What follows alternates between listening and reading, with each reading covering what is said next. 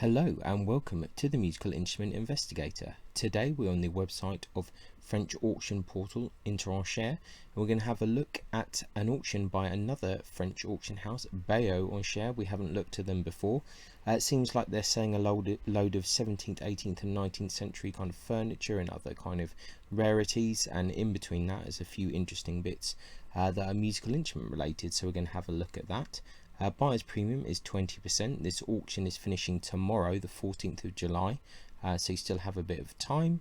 As I said, this is a French auction, so if you're outside of France, you might want to have a look at the kind of import, export fees, shipping, all of that stuff, CITES, if you are considering to buy something and you are not based in France. This will be a pretty quick auction because there aren't that many things to look at, but what there is fairly interesting. So without further ado, I think it's time for us to crack on and have a look. So scrolling onto the second page and towards the bottom, very interesting lot here, number 83, 4,000 to 5,000 euros is the estimate. It's a charming painted cover on fir wood of a large 5-octave harpsichord, perhaps from Northern Europe, circa 1770. So we really don't often see kind of things like this at auction, so it is quite curious to see this. A bit of details there, so it's kind of floral patterns around the outside. It seems to be the inside lid bears an oil painting which shows a carnival feast in a large hall. An orchestra of 22 musicians in the gallery accompany a scene from the Commedia dell'arte with 18 costume characters, most of them in dominoes. The scene is framed by a flowery band. Interesting. So this is the former Gérard Dubuisson collection, 1935 to 2020. I think a lot of these items at Musical Instrument, actually maybe the whole auction, is kind of from this person's collection. We'll see that a bit later, but anyway, this is an interesting lot. You don't often see things like this, so that's curious. Then moving on is a harpsichord cover, double-sided painted wood, riders on horseback on one side, the other side a medallion with a profile of a helmeted warrior, another 18th century, same collection. I think most of these things might be from the same collection, so that's another interesting thing. 120 to 150 euros the estimate. That seems actually fairly reasonable to be fair. And now we have a cello, 4,000 to 6,000 euros. Interesting cello by Charles Prévost, Paris, 1763, restored by Simon, with a Prévost label there. That's another same collection. I think we can just assume now that everything is from this person's collection. Length is 730. Got traces of worm. Let's have a quick look and see what's around. Pictures are a little bit dark, but at least there are a few pictures. You can just about see here some of the kind of slight detail on the edges of the scroll here. That seems to be like a common trait for a lot of these 18th century, mid 18th century kind of, or late 18th century French kind of makers like Salomon and stuff seem to do this. I quite like it, quite like this decorative kind of stamping here, but yeah, it's an interesting trait. But yeah, quite a nice looking cello there. Moving on, a violin by Jean-Baptiste Frebrunet, made in Miracle around 1770 with the Frebrunet label. Length 356, which is not bad for a French violin, 2,000 to 3,000 euros. Let's see what kind of information we have. Once again, it looks kind of interesting, a fairly plain looking instrument, but definitely interesting. Here, 2,000 to 3,000 euros. Here we have an 18th century violin with a Mariani label, head replaced, different restorations, length 351. It's interesting. Interesting kind of purfling and inlay there. It's an interesting violin there, actually. One that would be quite interesting to look at in person a bit more. I think 2,000 to 3,000 euros is not an unreasonable asking price there. Definitely an interesting violin. It's a late 19th century violin here with a Guerinali label, different restorations, 356. It's the length of back.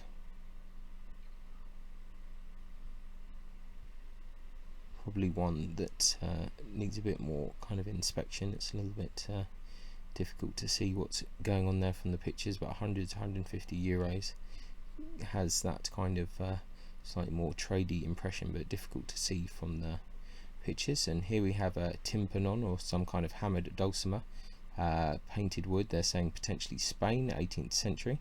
You don't see these at auction too often, so definitely an interesting lot there, 3,000 to 4,000 euros. So Mr. Gérard Dubesson had an interesting collection and an interesting taste.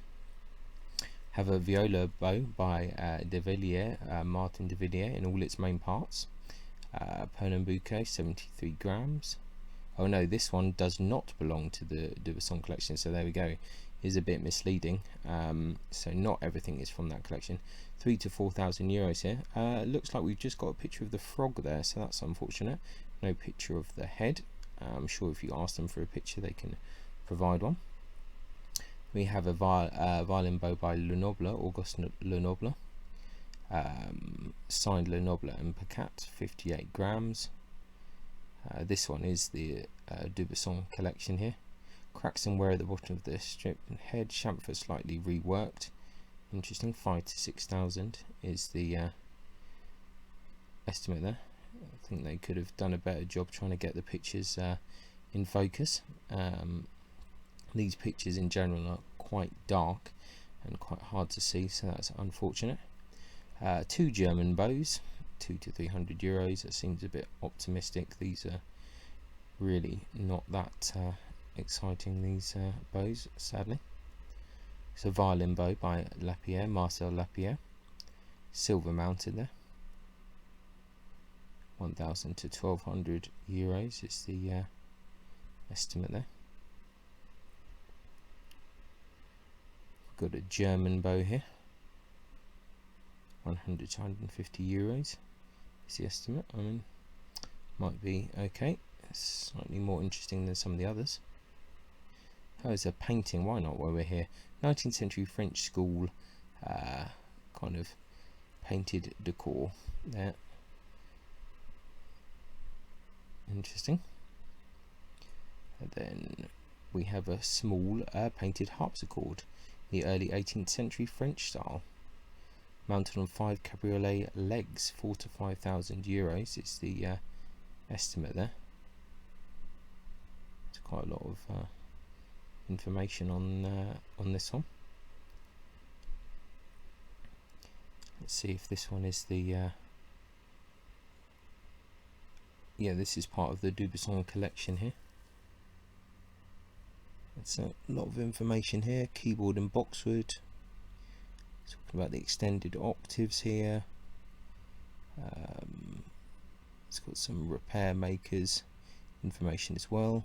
Painted decoration is in the Renaissance style, comprising 2 panels on a burgundy background with stylized grotesques and leaves in umber and ochre, heightened with light ochre.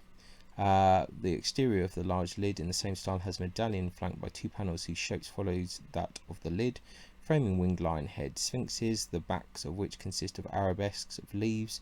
The flaps wear a grotesque mask that spits out leaves, accidents, alterations, and missing parts. I think the inside of the lid features an attractive oil painting on the wood itself, which shows 3 costumed women and 2 satyrs dancing in a circle in a landscape.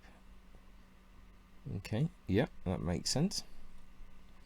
The base with 5 cabriolet legs is more recent and made with reclaimed wood. The decor softly echoes that of the cash register. Amazing, dating from the 20th century.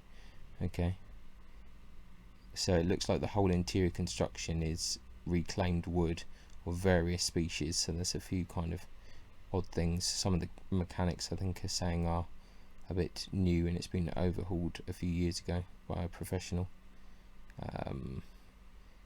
Yeah, there's some other bits here, so I think that's kind of enough on that instrument. So an interesting harpsichord, but it's had a lot of work and a lot of non-original parts. Then moving on to the next one, we've got a pianoforte signed Matthias Jakes Berger in Vienna, 12 to 16,000 euros. Sorry, a few pictures of that. Interesting model there. It's another one from the Dubuisson collection. Recording made with this Viennese pianoforte. Klaverstücke by Franz Schubert by George Demus. Interesting. Let's kind of read a bit about this.